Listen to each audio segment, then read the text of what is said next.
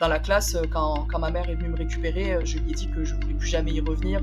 Je me suis sentie très très seule. Ça a été vraiment un vide et un choc en fait, vraiment de me rendre compte de ce que j'avais vécu pendant 4 années au collège et de me dire voilà, là, bah, t'es toute seule quoi. Il y a plus personne, plus de repères. Hola tout le monde et bienvenue dans ce 8e épisode de Mot pour mot. On approche petit à petit de la barre des 10, la barre fatidique des 10 épisodes. Merci encore en tout cas pour tout votre soutien. Aujourd'hui, on reçoit une nouvelle invitée. On va parler parcours riche, réflexion personnelle, des sujets qui vont forcément parler à beaucoup d'entre vous. Aujourd'hui, je reçois Alicia. Salut Alicia.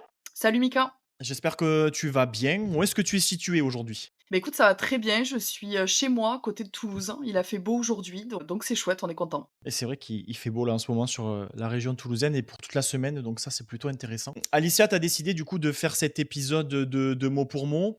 Est-ce que tu peux te présenter en quelques mots pour les auditeurs? Alors oui, moi c'est Alicia, j'ai 29 ans, je suis en couple depuis, 7 ans avec, Thomas et je suis maman d'un petit garçon de 8 mois. Comme je disais, j'habite à côté de Toulouse et je suis assistante pédagogique dans un organisme de formation, depuis peu. Donc là déjà, il y a forcément un choix qui a été fait puisque tu as dit depuis peu, c'est qu'il y a forcément eu du changement dans la carrière professionnelle. Exactement. OK, bon parfait, on va parler de tout ça du coup, un peu plus tard. Alicia, si tu devais te décrire aujourd'hui en une seule phrase ou en quelques mots, tu choisirais quoi comme description? Alors je dirais que je suis une hypersensible, solaire, qui a appris à transformer ses tempêtes en moteur. Je pense que ce serait, la phrase qui me résume bien, et qui résume bien mon parcours. Alors hypersensible, ça peut parler à pas mal de personnes. Tu peux le détailler un peu, ce que ça veut dire pour toi? Bah, disons que je vis mes émotions, on va dire de façon très intense, je suis assez sensible à tout ce qui m'entoure, que ça soit, mes proches, la nature, les animaux, voilà, c'est un peu un tout. Et le côté solaire, il te définit par rapport à quoi? Bah, je suis quelqu'un d'assez jovial, hein, j'aime beaucoup, sortir, m'amuser, voir mes amis, rigoler, passer des bons moments, et donc c'est plutôt les gens qui me qualifient avec, ce terme-là. Beh, très, très bien, bonne description en tout cas. Tu as démarré forcément, beh, comme, tout le monde, hein, avec, une enfance, adolescence, comme nous tous. Cette enfance-là, tu la décrirais comment toi, de tout ce que tu te rappelles, au plus loin? Alors j'ai eu une enfance, plutôt sympa. J'ai grandi au vert à la campagne dans une famille aimante, avec des valeurs de famille, très fortes, très présentes.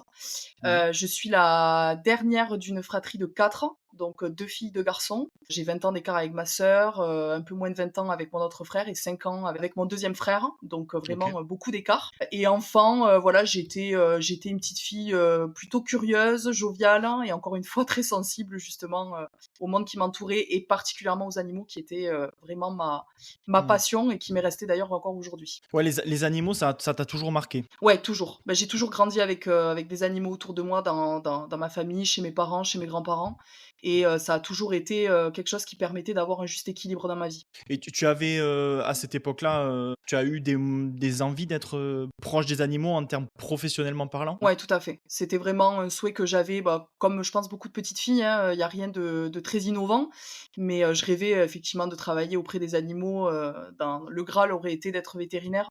Puis bon, après on grandit et et on se confronte un peu à la réalité, mais Mmh. oui, c'était vraiment un rêve d'enfance. Qui ne s'est pas du coup réalisé. Non, pas du tout. Et à terme, tu penses que ça peut le faire quand même? Non, je pense pas. OK. Reprendre des études, ce sera un peu compliqué maintenant. Quels sont les souvenirs que tu as toi de ces périodes, d'enfance, que ce soit les joies, les difficultés, tout ce que tu as un peu, vécu à ces moments, où tu étais petite? J'ai de très, très bons souvenirs de mon enfance.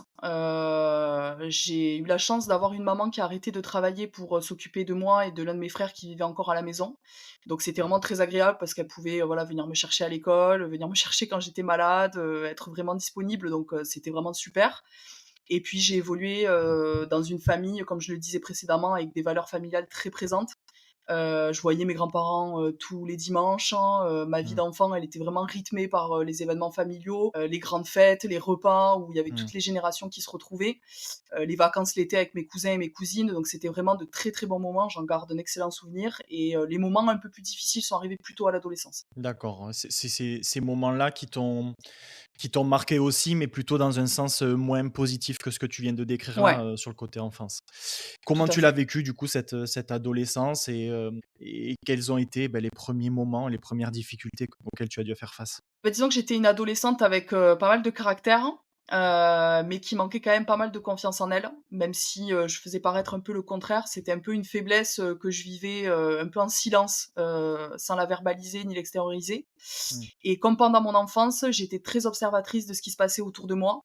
Et ce qui a commencé à devenir un peu compliqué, c'est que, j'ai vite compris qu'il y avait un moule, dans lequel, il fallait rentrer, surtout quand on est une fille. Et moi, ça me convenait pas trop, voilà, ce genre de règles préimposées. Et donc, Ouais. j'avais un tempérament un peu rebelle qui rentrait vraiment en opposition avec certains codes éducatifs que souhaitaient me transmettre mes parents. Qui étaient pour Et mon bien, hein, mais qui collaient pas forcément à qui j'étais.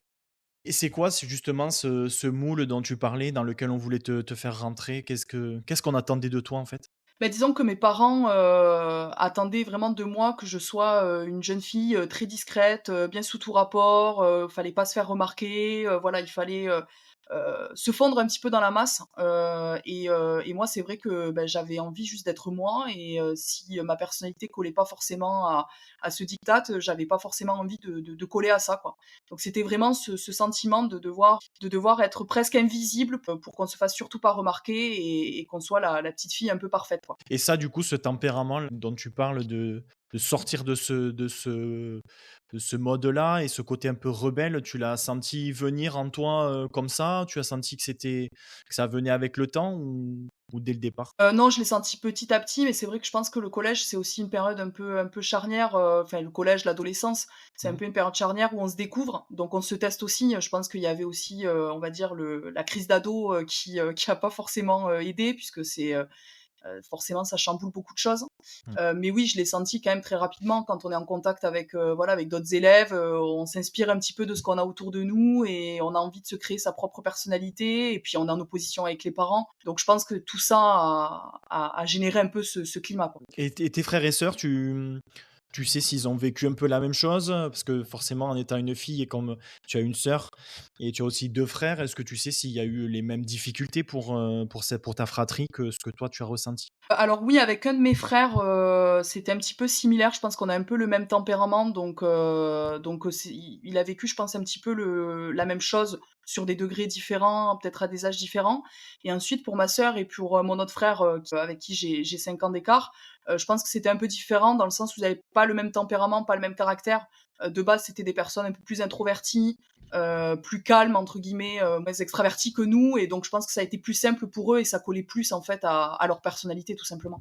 Tu parlais tout à l'heure de du collège, tu as évoqué, ce terme-là. Tu es rentré du coup au collège dans ton adolescence. Quels ont été les moments charnières et les difficultés que tu as pu rencontrer du coup à cette période-là? Ben, en fait, c'est un petit peu paradoxal, la période du collège, ça a été, vraiment, des moments parfois très très heureux, et parfois des moments très difficiles. Bon, jusque-là, un peu comme tout le monde. Mmh. Mais moi, je sentais que dans, voilà, ma relation aux autres, et ce sentiment de contradiction intérieure que j'avais au fond de moi entre qui j'étais et qui il fallait que je sois, et ce tempérament un peu difficile à canaliser, je me sentais un peu hors des cases. Donc ça a été un petit peu voilà, le premier bouleversement. Et OK. puis, vraiment le déclenchement, ça a été, le décès de ma grand-mère maternelle, quand j'avais 14 ans.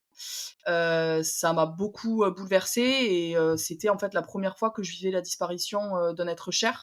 Mmh. Et ça a été un peu la première faille, dans ma carapace. Donc OK. donc je pense que c'est vraiment l'élément marquant. Et puis, surtout ce qui s'est passé, après le collège, c'est l'entrée au lycée. Oui. Et là, ça a été un tournant, pas dans le bon sens, pour moi. Suite au décès de ma grand-mère, mes parents ont décidé de déménager à quelques kilomètres pour se rapprocher donc, de mon grand-père qui était veuf. OK. Et donc, en déménageant de quelques kilomètres, je n'étais plus affiliée au même, établissement de secteur que mes autres camarades de collège. Donc en fait, j'ai perdu, tous mes amis, tous Ouais. mes codes, tous mes repères. Je me suis sentie, vraiment, voilà, très, très seule et complètement, perdue, quoi. Ça, tu l'avais minimisé. Enfin bon, à l'époque, tu rentres, tu au lycée, donc tu commences quand même à prendre conscience de certaines choses. Mais ça, toi, tu le vois pas arriver avant que ça se passe? Tu pensais pas que ça pouvait t'impacter autant de changer d'établissement comme ça? J'appréhendais un petit peu, forcément, j'appréhendais un petit peu. Je savais que j'allais perdre mes amis, avec qui j'étais depuis la sixième, mais je m'imaginais pas de toute façon, ce que j'allais vivre derrière. surtout. Donc j'appréhendais, mais ça restait quelque chose où je me disais voilà, je vais pouvoir recréer un cercle amical, je vais pouvoir voilà rebondir, découvrir d'autres choses.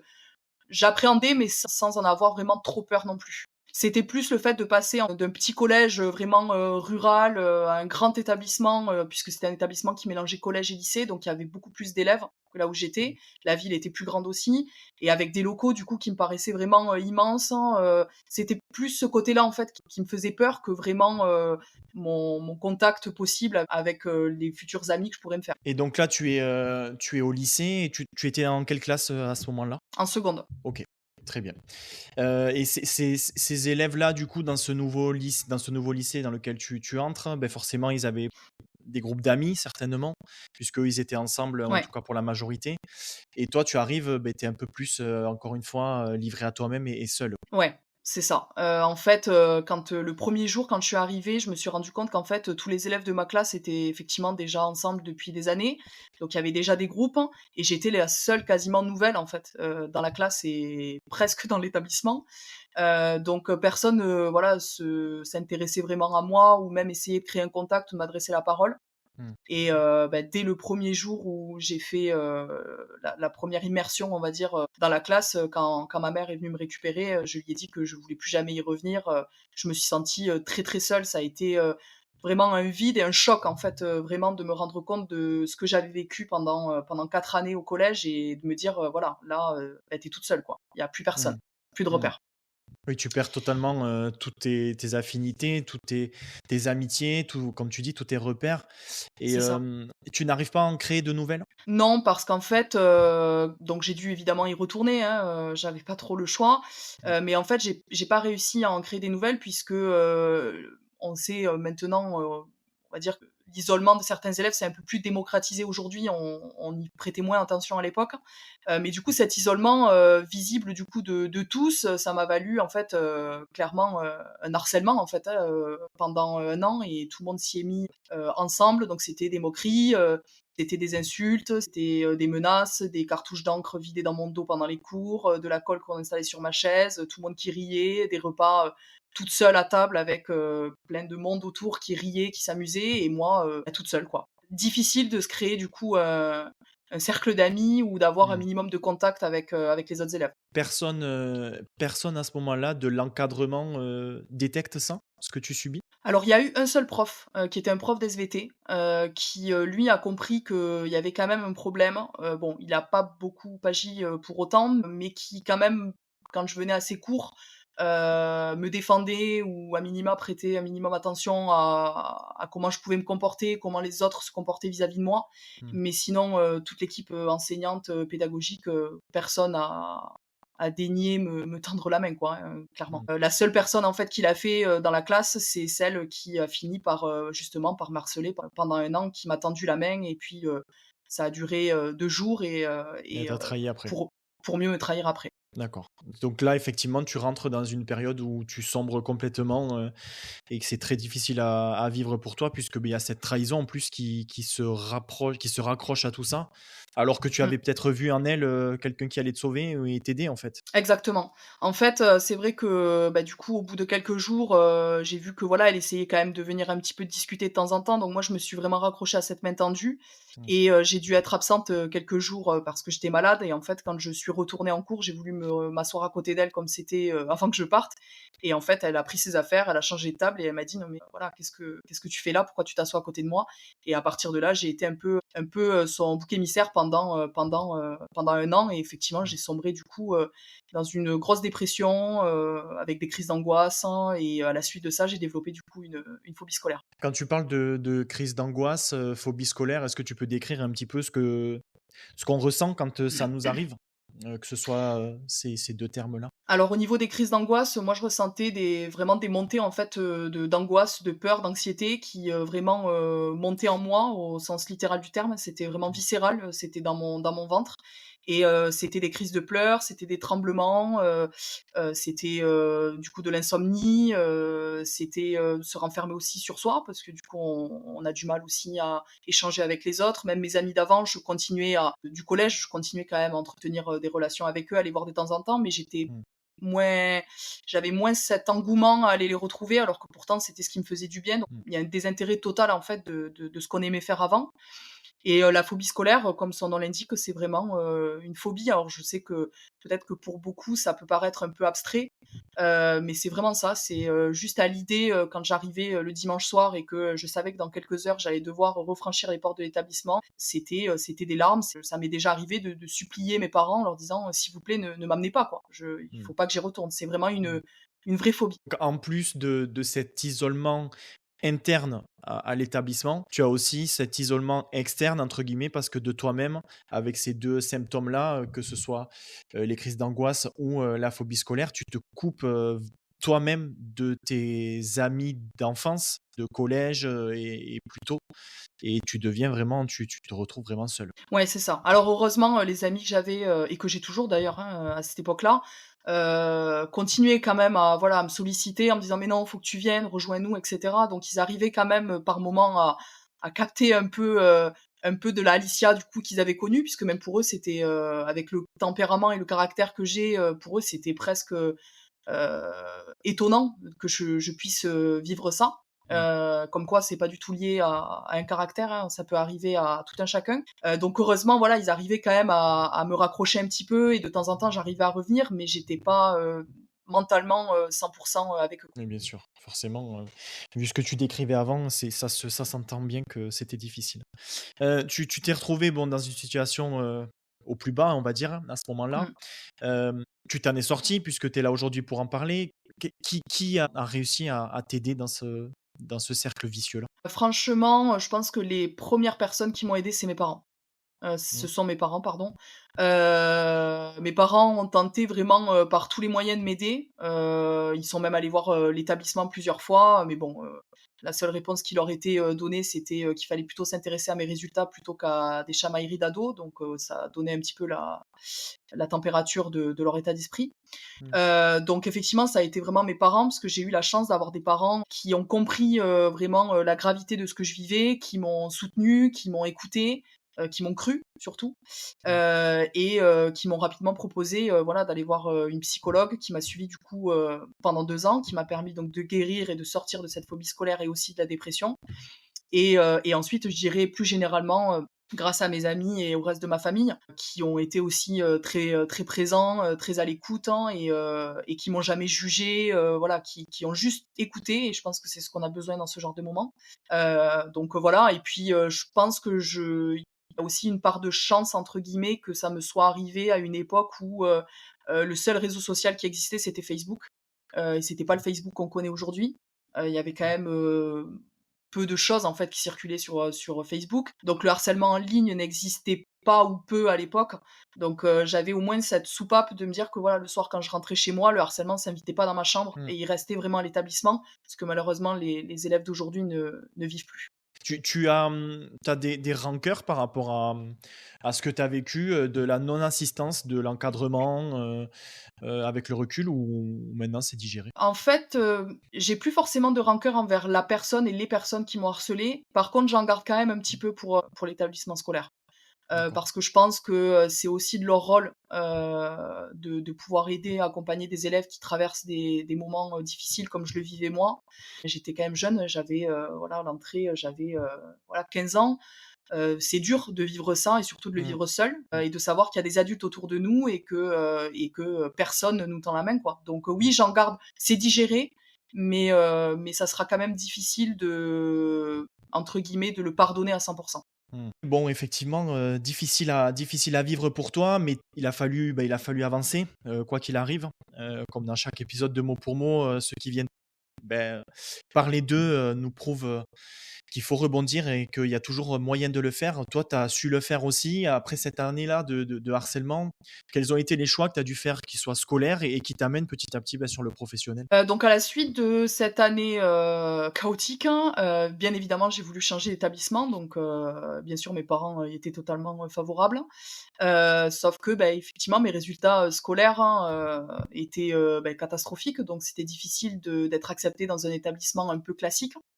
Donc mes parents ont fait beaucoup de recherches pour trouver dans des établissements privés, pour voir un petit peu où c'est que je pourrais atterrir. C'est triste à dire, mais ça a des répercussions du coup aussi après, hein, Mmh. malheureusement, le harcèlement. Mmh. Et donc ma mère a fini par trouver un établissement privé, donc qui s'appelle une MFR, c'est une maison familiale et rurale, et dans lequel il y avait plusieurs cursus. Et moi j'ai pris le cursus d'aide au service à la personne. Mmh. En fait, j'alternais entre des périodes de stage en entreprise et d'école. Et vraiment, pour moi, j'ai vécu ça comme une nouvelle chance, hein, de vivre une scolarité normale, hein, avec des relations aux autres de façon normale, de guérir aussi de mes blessures du passé et d'entrer aussi doucement dans la vie active qui commençait quand même à me faire un peu de l'œil et j'avais vraiment Mmh. envie de gagner en autonomie. Et Mmh. donc, j'y suis restée 3 ans. J'ai passé mon bac là-bas. J'ai obtenu mon bac. 3 magnifiques années en internat avec des amis qui, pour certaines, sont encore dans ma vie aujourd'hui. Et j'ai beaucoup grandi là-bas et j'en garde vraiment de super souvenirs. Très bien, bah, ça a quand même évolué. Donc, tu as fait le choix de passer par l'alternance et tu as fait le choix, ta maman a œuvré pour que tu partes un peu plus te professionnaliser, on va dire. Ça t'a amené du coup à très vite rentrer dans le monde professionnel, petit à petit en tout cas. Ouais. Quel est ce parcours professionnel du coup? Tu arrives à l'âge de 18 ans et ensuite, beh, qu'est-ce qui se passe? Du coup, moi, j'arrive, j'ai mes 18 ans pendant mon année terminale, puisque du coup, j'ai un an de retard, parce que j'ai dû repasser une deuxième seconde. Mmh. Donc j'ai 18 ans durant cette année-là et j'ai commencé donc à travailler le week-end et certaines vacances scolaires en complément donc de l'école, hein, pour être un peu plus autonome voilà dans mon quotidien. J'allais passer mon permis, je voulais voilà pouvoir être un peu plus indépendante. Mais paradoxalement, j'ai pas du tout travaillé dans le domaine dans lequel j'étudiais, donc dans le service à la personne. Je suis partie dans le commerce. Alors pas OK. vraiment par passion, mais c'est juste que c'était un secteur d'activité qui embauchait régulièrement des jeunes, voilà, dans des CDI un peu étudiants. Mmh. Donc j'ai été embauchée dans une grande surface en tant qu'employée commerciale, hein, un CDI en 6 heures le week-end, en plus de certaines vacances scolaires. Et en fait, le commerce, ça a été vraiment une révélation pour moi. J'ai vraiment beaucoup aimé ce secteur, beaucoup plus que le secteur de service d'aide à la personne. Et donc, entre le printemps et l'été 2015, comme je disais, j'ai obtenu donc mon bac, mon permis de conduire, ma première voiture, et la grande surface dans laquelle je travaillais en tant qu'étudiante m'a proposé un CDI que j'ai tout de suite accepté. Donc là, du coup, Un CDI 35 heures, pardon. en plus, donc un temps plein, qui était quand Ouais, même à l'époque, le graal, hein, on va dire, hein, c'est ça. professionnellement parlant, c'était vraiment ce que les gens cherchaient, d'avoir un CDI 35 heures. Maintenant, ça a un peu évolué. On est un peu Tout sur à le fait. sur d'autres, sur d'autres équilibres vie pro, vie perso. Mais en tout cas, toi, ça a mené à reprendre confiance en toi et en l'espace de 4 ans, on va dire, du coup, de passer de cette période, de harcèlement et au plus bas à, cette période où tu commences à vraiment être toi-même. C'est ça, tout à fait. Quelles ont été ensuite les grandes décisions et les grands virages qui ont suivi, cette entrée dans le monde professionnel? Alors ensuite, hein, j'ai passé, quasiment 2 ans, de mémoire dans cette grande surface. Et puis à un moment donné, j'avais fait un peu le tour, j'avais envie de changer, j'avais des envies d'évolution. Je savais que j'avais quand même un potentiel et que j'étais à ma place, dans le monde du commerce, donc j'avais vraiment envie de pouvoir me développer. Et donc j'ai décidé de partir, et de quitter du coup ce poste-là et de chercher dans le prêt-à-porter. Et je pense que j'avais aussi un peu un sentiment, au fond de moi, je m'en rendais pas forcément compte à l'instant T, mais avec du recul aujourd'hui, je le sais. Je pense que j'avais ce besoin de reprendre un peu une revanche personnelle par rapport à la vie, et me Mmh. dire voilà, j'étais capable. Voilà, j'étais capable d'avoir plus, d'avoir mieux et de performer. Et Le donc la sentiment de responsable. revanche par rapport à quoi? Le sentiment de revanche? Par rapport un petit peu à cette histoire un peu, d'écorché vif quoi, voilà, surtout le harcèlement puisque ça a eu quand même pas mal de répercussions, dans ma relation aux autres même après.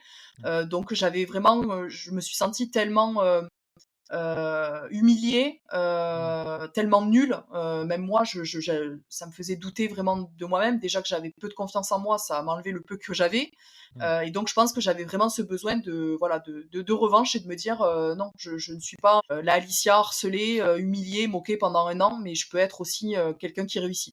Et tu réussis du coup puisque comme tu disais, tu quittes cette grande surface et tu vas dans le prêt-à-porter et petit à petit sur un poste à responsabilité. Ouais, tout à fait. En fait, la responsable d'un des magasins, donc de prêt-à-porter, dans un petit village de Marque, à côté de chez moi, m'a embauchée. à la base en CDD, puis après en CDI. Elle m'a laissé ma chance et clairement cette responsable, ça a été, un véritable mentor, Mmh. professionnel.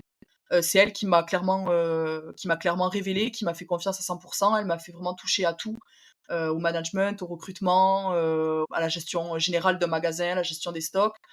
Et ça m'a permis donc effectivement de terminer adjointe de ce magasin en moins de 2 ans. Donc effectivement, c'était, un très grand moment pour moi et ça m'a vraiment révélée à moi-même sur un plan professionnel. Et en moins de 2 ans, pardon, tu fais, cette évolution et tu y restes combien de temps et quelle est la suite?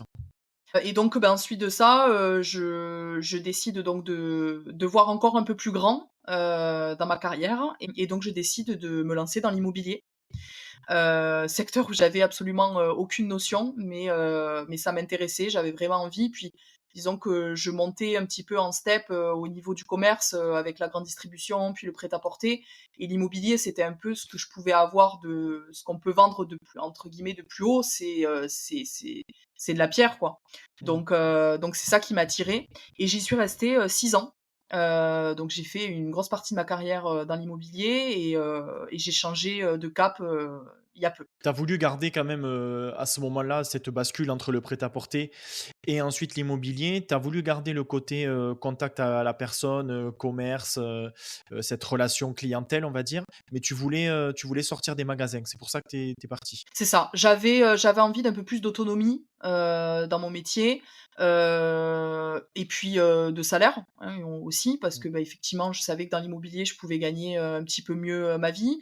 Donc j'avais un peu cet appel un peu du grand air quoi, Mmh. de nouveautés, de changements, de challenge, et effectivement, bah, l'immobilier cochait, un peu, toutes ces cases. Oui, tout à fait, effectivement et maintenant, du coup, tu n'es plus dans l'immobilier. Donc après ces 6 années-là, tu n'es Ouais, plus dedans.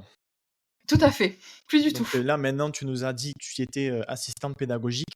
Ça s'est fait comment et comment après 6 ans où tu as vécu dans cette entreprise-là et dans ce secteur de l'immobilier, pourquoi avoir changé et qu'est-ce qui t'a fait changer? Bah, tout simplement, c'est la naissance de mon fils. C'est la naissance de mon fils qui m'a fait, complètement changer de voie et changer de vie, du coup, aussi par la même occasion. Tu as voulu rééquilibrer en fait, Ouais, bah, tout à fait. ton temps perso et ton temps professionnel, c'est ça? C'est ça. En fait, j'avais envie que ma vie privée redevienne le centre de ma vie Mmh. et que ma carrière, professionnelle, reste en dehors de la maison et dans l'immobilier, bah, effectivement, le pro, se mêle, très, très vite au perso et quand on a, un petit garçon à la maison, je pense que ça permet aussi de se reconditionner et de recentrer, à la bonne place, chaque chose. En tout cas, c'est ce qui a été le cas pour moi. Et à ce moment-là, du coup, tu changes de secteur professionnel, sur un coup de tête? Comment tu découvres ce nouveau poste, hein, et comment ça se réalise?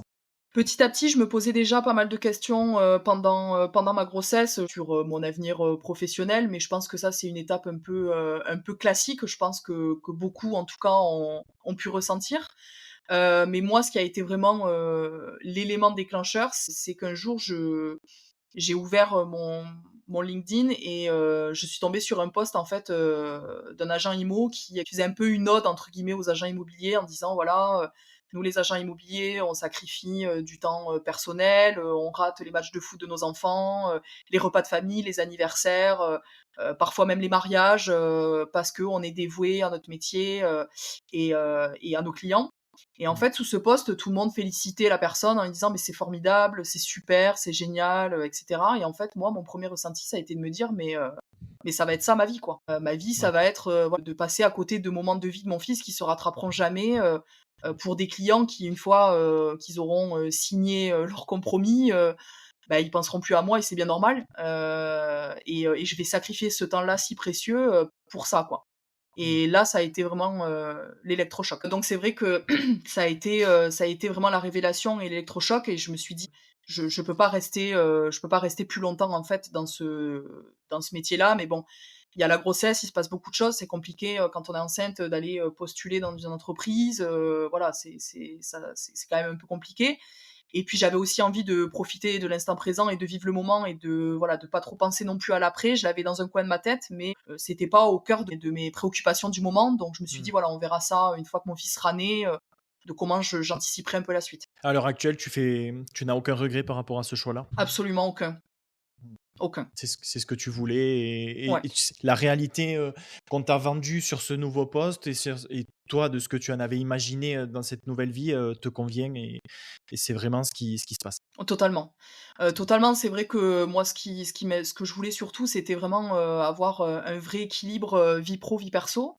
Et comme je le disais tout à l'heure, que ma vie, personnelle compte, et qu'elle soit pas balayée, d'un revers de main parce qu'il y a des objectifs, parce que, il y a des stats, parce que, il y a du chiffre d'affaires. Alors oui, toutes les entreprises ont besoin de gagner de l'argent, c'est normal, mais c'est pas des robots, en face, c'est des êtres humains et c'est vraiment le sentiment, en fait, que j'ai eu, quand je suis rentrée dans cette nouvelle entreprise, où, l'humain, qui travaille a une vie en dehors de son travail et on le prend en considération. Et donc, on a des horaires qui s'adaptent, on a la possibilité de faire du télétravail, on a nos week-ends disponibles.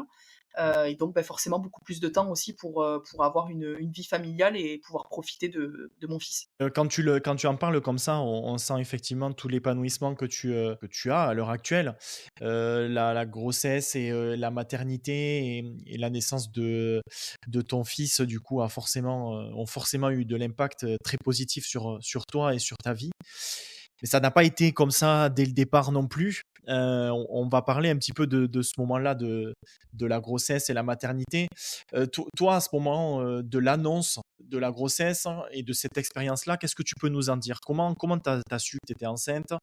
Est-ce que c'était voulu? Comment s'est déroulé tout ça? Alors oui, c'était voulu, ça faisait 1 an qu'on en parlait avec Thomas, mon conjoint. Ça faisait 1 an qu'on en parlait et puis, au bout d'un moment, on s'est lancé tout simplement. On s'était dit: «Bon, ça prendra, un petit peu de temps» et en fait, 1 mois après, je suis tombée enceinte donc ça allait très, très vite. Et donc j'ai appris la grossesse, avec, beaucoup de joie. On l'a appris tous les 2. On a fait le test ensemble, on a découvert l'annonce ensemble. Enfin, c'était vraiment, un moment, juste, incroyable. Mmh. Donc c'était un immense bonheur, pour nous. Et puis ensuite, il y a eu effectivement la grossesse qui s'est installée, et ça, c'était un petit peu autre chose. Moi, j'ai pas forcément, aimé, être enceinte. J'ai vécu en plus un décollement en tout début de grossesse, donc voilà, c'était pas bien méchant, mais du coup, j'ai dû être alitée quelques semaines. C'est du stress et puis, c'est de la contrainte, donc c'était un petit peu lourd à Tu peux porter. expliquer ce que c'est un décollement pour, les non spécialistes? Un décollement, c'est juste, voilà, une membrane en fait qui, comme son nom l'indique, vraiment se décolle. Donc en fait, c'est pas compliqué. En tout cas dans mon cas, c'était 50 du coup, pour que je perde le bébé et que je fasse une fausse couche et 50 pour que la grossesse, aille à son terme.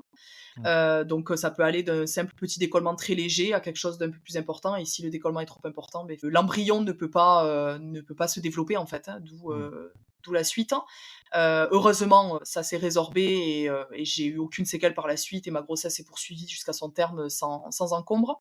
Mmh. Mais du coup, ça a déjà, fixé quelque chose d'un peu angoissant en tout début de grossesse. J'étais à quelques semaines, c'était vraiment le tout, tout début et puis une fois que cette étape est passée, j'ai été très malade pendant 4 mois, donc j'ai été, très nauséeuse, parfois des vomissements et j'ai eu à peu près toutes les contraintes qu'une femme enceinte peut avoir. Voilà, je les ai quasiment toutes eues, donc c'était pas forcément, super fun, au moment où je le vivais et puis j'étais, très frustrée parce que, ça reste quand même des contraintes, hein, il y a la fatigue, il y a les douleurs articulaires, il y a la prise de poids, le changement de son corps, tous les bouleversements, hormonaux. Moi, je pleurais beaucoup, déjà que je Mmh. suis très sensible, là, c'était, exacerbé. Mmh. Mais voilà, avec du recul aujourd'hui, j'en garde quand même un très bon souvenir. Mais sur le moment, c'est vrai que ça paraissait quand même, très, très long et j'ai pas été une amoureuse de l'état de grossesse, on va dire. Si tu dois revenir sur cette grossesse-là et que tu dois établir ce qui a été le plus beau, mais ce qui a été aussi le plus difficile à vivre, qu'est-ce que tu dirais? Je dirais que, pour moi, il y a eu 2 moments, vraiment, merveilleux, dans toute cette étape-là. Ça a été, quand on a appris le sexe, avec Thomas, c'était génial parce qu'en fait, moi, j'ai toujours rêvé, depuis très jeune d'avoir un garçon, mon conjoint aussi. Donc en fait, quand on a su que c'était un petit garçon, c'était vraiment, génial. Mmh. Et ensuite, ça a été l'accouchement, qui s'est super bien passé, c'était voilà, c'était vraiment un moment hors du temps. Et puis en plus, moi j'ai été déclenchée parce que mon fils n'était pas trop décidé à sortir, donc j'ai dépassé un petit peu mon terme. Et en fait, j'ai dû être déclenchée, donc on m'a proposé le déclenchement que j'ai saisi tout de suite. Et j'en étais très heureuse parce que nous, en fait, on était à 1 heure de la maternité. Et donc c'était beaucoup plus confortable en fait pour nous finalement d'être déclenché puisqu'on savait qu'on serait sur place et qu'on n'aurait pas ces 1 heure de route à faire pour rejoindre la maternité. Ouais. Donc pour nous c'était vraiment l'idéal. Et le plus dur, ça a été le retour à la maison. Et surtout les semaines et les mois qui ont suivi, puisque j'ai fait une dépression postpartum qui a duré environ 2 mois. Alors, dépression postpartum, est-ce que tu peux décrire ça? Puisque on en entend parler, mais réellement, ça se définit par quoi et comment tu l'as vécu, toi? Et déjà, la dépression postpartum, c'est difficile de la qualifier, puisque je pense qu'elle est assez variable en fait en fonction de chaque femme. Mais ce qu'il faut déjà retenir, c'est que c'est un état pathologique. Donc c'est pas quelque chose de physiologique comme le baby blues, qui peut être lié à la chute d'hormones. C'est vraiment un état de dépression pathologique. Et ensuite, c'est très aléatoire, mais les symptômes, on va dire, principaux, c'est la perte d'appétit, c'est se renfermer sur soi, c'est pleurer, ne pas arriver à créer de lien avec son enfant, s'isoler, et ça peut aller jusqu'à des pensées suicidaires. Et toi, tu as vécu, cette, Oui, pardon. période allant jusqu'à quoi comme pensée et comme, état? Alors moi, j'en suis jamais arrivée au stade de me poser la question de mettre fin à mes jours. Par contre, oui, ça a été terrible, quoi. Je me suis sentie vraiment très seule. Je pense que c'est vraiment le sentiment principal que j'ai ressenti, ce qui est paradoxal parce qu'on est d'habitude quand même assez entouré dans ces Mmh. moments-là, mais je me sentais quand même très très seule. Et en fait, je pense que c'est vraiment le jour de notre retour à la maison où ça a été vraiment la bascule, puisque j'ai senti tout de suite le poids de la responsabilité qui tombait sur mes épaules, de me dire que voilà, j'étais garante de la vie en fait, de ce petit être humain qui était là, et Mmh. qu'il allait falloir qu'on se débrouille par nous-mêmes, puisque pendant 3 jours, on est un peu bercé par les professionnels de santé qui nous entourent. Donc on a un souci, on appuie sur un bouton, il y a quelqu'un qui vient. Et là, du jour au lendemain, vous êtes tout seul chez vous avec ce petit bébé et il faut se débrouiller par soi-même et se dire qu'on n'a pas le droit à l'erreur. En fait, moi, c'était beaucoup ça. Mmh. Donc j'ai été submergée vraiment par l'anxiété, les crises d'angoisse qui sont revenues, les doutes, hein, et le sentiment aussi d'être qu'une maman, de me sentir sursollicitée, que ma vie d'avant n'existerait plus. Et ce sentiment aussi très présent d'être un peu en prison chez soi, quoi. Se dire, voilà, on peut plus vraiment vivre comme avant. Moi, j'étais plutôt quelqu'un d'assez indépendante, très spontanée. On avait envie de faire quelque chose, bon, on le faisait. On avait envie de partir, on partait, on se posait pas la question. Et Mmh. là, tout ça, c'est on peut pas dire impossible, puisque je pense qu'il y a des parents qui y arrivent. Mais en tout cas, pour nous, c'était insurmontable, quoi. Ça, tu as réussi à l'identifier du coup, en toi. Comment tu as réussi à sortir de cette dépression postpartum? Tu en as parlé, à tes sages-femmes, à quelqu'un, à ton entourage? Alors à mon entourage, non. Au début, la seule personne avec qui j'en parlais, c'est à mon conjoint, Mmh. puisque j'ai la chance, voilà, d'être avec quelqu'un avec qui on a une excellente communication et avec qui je peux parler de tout. Donc je me suis sentie à l'aise. Puis bon, de toute façon, c'était quand même assez visible. Lui qui vivait avec moi tous les jours, il a bien senti qu'il y avait un problème. Mmh. Donc c'est la première personne à qui j'en ai parlé, mais ensuite, mon cercle familial et amical, j'en ai parlé, mais plus tard. Je portais un peu un masque, Mmh. devant les gens. Et puis, c'est difficile aussi d'en parler parce qu'il y a aussi ce sentiment de culpabilité de se dire: «Mais comment je peux ressentir ça alors que je devrais être super heureuse?» Et que ce que tout le monde te vend quand tu deviens parent et surtout quand tu deviens maman, c'est que, tu ton enfant de façon instantanée et de façon inconditionnelle, tu la plus heureuse, tu ne vis que pour ça, que par ça. Et moi, c'était pas du tout ce que je ressentais, quoi. Je me sentais Mmh. plus paumée qu'autre chose. Et donc, c'est au moment d'une visite à domicile, il y a une première sage-femme qui est venue voir notre fils et Thomas m'avait dit: il faut que tu lui en parles, il faut que tu l'évoques». Et donc j'ai commencé à lui en parler et en fait, elle m'a regardée avec un sourire en me disant: «C'est un simple baby blues, vous inquiétez pas, ça va passer». Et en fait, là, je me suis vraiment complètement refermée, quoi. Je me suis dit: «Ça sert à rien que j'en parle parce qu'en fait, on on m'écoute pas. Moi, je sentais que c'était un problème plus important qu'un simple baby blues. Et puis, une deuxième sage-femme est revenue quelques jours après et je me sentais un peu plus à l'aise avec elle. J'avais un meilleur contact et je lui ai redit ce que j'avais dit à la première et elle, tout de suite, elle m'a dit non, ce que vous me décrivez, l'état dans lequel vous êtes, c'est pas un baby blues, c'est une dépression postpartum. Donc, elle a été très compréhensive, sans dramatiser la situation non plus. Donc ce qui était idéal, je pense. Et elle m'a donné le contact d'une psychologue et elle m'a recommandé quand même de prendre rendez-vous, d'aller consulter et de pas rester seule, de pas m'enfermer. Ce que tu as fait et ce qui t'a Ouais, permis au final de te relever, quoi. ouais, tout à fait. Mmh. C'est ce que j'ai fait. Donc je suis allée voir cette psychologue quelques jours après. J'ai été totalement transparente et puis ben, elle m'a conseillé tout de suite en fait de verbaliser, d'expliquer à mon entourage, à mes parents, mes frères et sœurs, à mes amis ce que je vivais. Et d'arrêter de me cacher en fait de ce que je ressentais, parce qu'en fait ce que je ressentais c'était indépendant de ma volonté et ça faisait pas de moi ni une mauvaise personne ni une mauvaise mère, Mmh. contrairement un peu à certaines mamans autour de moi qui me faisaient ressentir que quand même c'était bizarre de ressentir ça, donc qui accentue encore plus cette culpabilité. Et puis donc je l'ai écouté, voilà, j'en ai parlé à ma famille, j'en ai parlé à mes amis et à mes beaux-parents aussi. Mmh. Et je dirais que l'une des premières pierres de ma reconstruction à ce moment-là, je la dois vraiment à mon meilleur ami d'enfance, qui a été la première personne après mon conjoint Mmh. à qui j'en ai parlé. J'ai senti qu'il fallait que je sorte de chez moi, donc je suis partie avec mon téléphone hein, et je suis partie marcher et je lui ai fait un vocal de 45 minutes où je lui ai expliqué voilà, tout ce que je ressentais. Et le fait de faire un vocal et de pas avoir une réponse instantanée en fait de la personne, de pas être interrompue, ça m'a permis vraiment de vider ce sac en fait que Mmh. je portais et ça m'a fait vraiment du bien. C'est vrai que le fait d'avoir suivi la psychothérapie, ça m'a permis d'avancer, de me relever, de me reconstruire, de reprendre confiance en moi et puis d'arriver à créer ce lien avec mon fils qui aujourd'hui, je peux même pas le qualifier. Je pense que tous les parents qui écouteront comprendront. C'est inqualifiable comme sentiment. Donc oui, ça n'a pas eu heureusement de séquelles, mais parce que Mmh. je pense que ça a été pris à temps. Et je pense que si j'avais attendu peut-être pour verbaliser ou pour aller consulter, je suis pas sûre d'être aujourd'hui dans le même état que ce que je suis, quoi. Très bien, en tout cas, on voit que par tous les obstacles que tu as eu, à vivre et à subir, tu as toujours, rebondi, tu t'es toujours, entouré aussi des bonnes personnes. Mmh. Par rapport à ce parcours que tu viens de nous évoquer, qu'est-ce qui t'anime aujourd'hui? Qu'est-ce que tu retiens de tout ça? Ce que je retiens, c'est que, clairement, c'est important de s'écouter.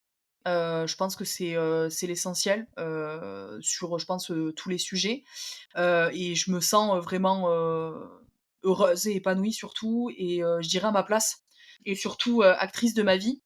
En fait, je vois pas du tout, aujourd'hui ces épreuves comme des échecs, mais comme une chance en fait, de se réinventer, d'évoluer et ce qui m'a permis de me rapprocher vraiment de mon «rêve de bonheur» entre guillemets. Tu es fier de ce parcours, malgré toutes ces embûches? Oui, oui, oui.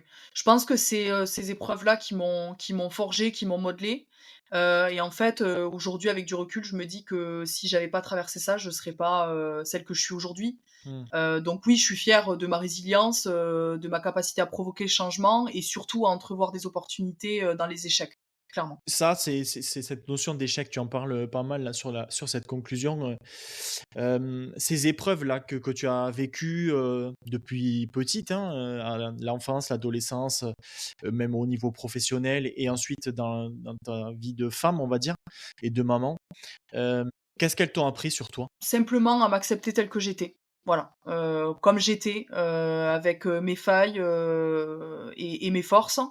De savoir aussi que demander de l'aide, c'est pas être faible. Mmh. Demander de l'aide, c'est au contraire être fort.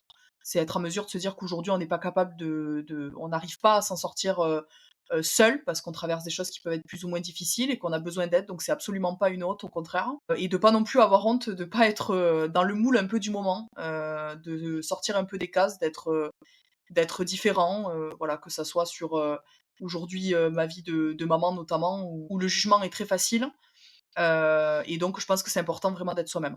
Super Alicia, qu'est-ce que tu aimerais dire aux personnes qui traversent actuellement les moments que tu as évoqués, que ce soit dans l'adolescence, dans le professionnel, dans l'équilibre vie perso, vie pro, ou bien dans leur paternité ou leur maternité. Pour moi, ce qu'il faut arriver à se mettre en tête, c'est qu'il y a rien de pire que d'être spectateur de sa propre existence. Voilà. Je pense qu'on est tous acteurs de notre propre vie, des choix qui en dépendent, et que ces choix-là, il y a que nous qui pouvons les faire, qu'il faut savoir s'écouter, dépasser la peur de l'inconnu ou du jugement, ou même de l'échec, et plutôt être reconnaissant qu'on ait toujours la possibilité, sur tout un tas de domaines, de pouvoir changer le cours des choses, en fait.